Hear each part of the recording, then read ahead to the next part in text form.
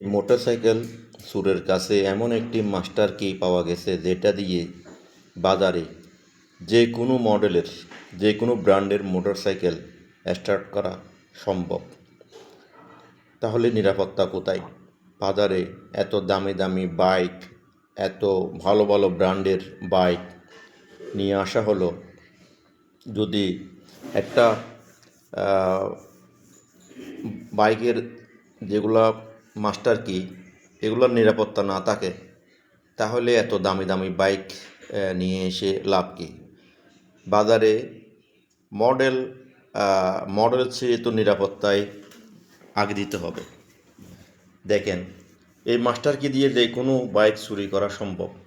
ইনি সবগুলা বাইক, এখানে যা বাইক পার্ক করা আছে সবগুলা একটা একটা করে চেক করছে, সবগুলা বাইক কিন্তু স্টার্ট হচ্ছে। আর উনি চুরির উদ্দেশ্যে এই জায়গায় এসেছে এবং পাবলিকের হাতে ধরা খেয়েছে।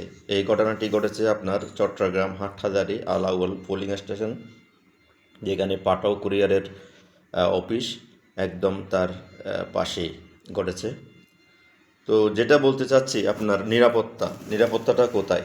বাজারে এত দামি দামি ব্র্যান্ডের মোটরসাইকেল নিয়ে এসে লাভ কি যদি তারা এই চাবির নিরাপত্তা দিতে না পারে? সবাই